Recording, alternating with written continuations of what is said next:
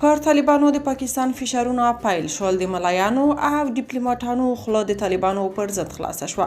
دا چې سراج الحق او منصور خان تازه څه ویلي، جزئیات هم دلته وګورئ او چینل سبسکرایب کړئ. د پاکستان د جمعیت اسلامي ګوند مشر مولانا سراج الحق وایي د طالبانو د اوسنۍ چارواکو لوڼې او زامن په پاکستان کې د ډاکټرۍ او پروفیسورۍ تر کچې پورې په زده کړو بوخت دي.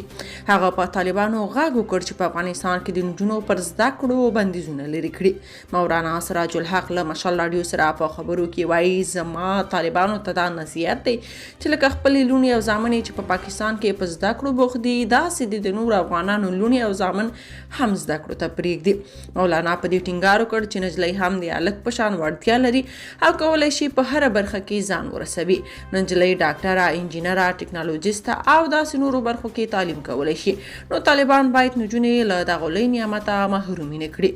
شنونکي وایي د نجونو د زده کړو په اړه دا د مولانا سراج الحق لومړۍ خبرې دي چې نرمي پکې لیدل کېږي او ښکاري چې دا د پاکستاني ریاست لخوا پر طالبانو د فشار راوړلو لپاره شوي وي.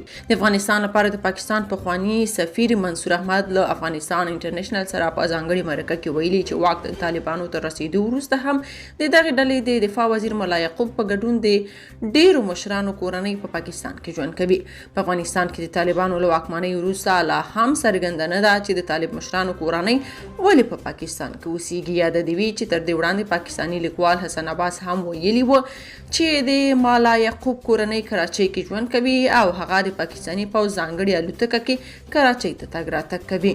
مولانا سراج الحق وایي په پاکستان کې تعلیم اسلامي نه دی ځکه چې نجونې او هلکان په ټولګیو کې یو ځای زده کړې کوي او نصاب هم بشپړ اسلامي نه دی. که تاسو په دې اړه څه نظر لرئ په کومنټ کې شریک او چینل سبسکرایب کړئ.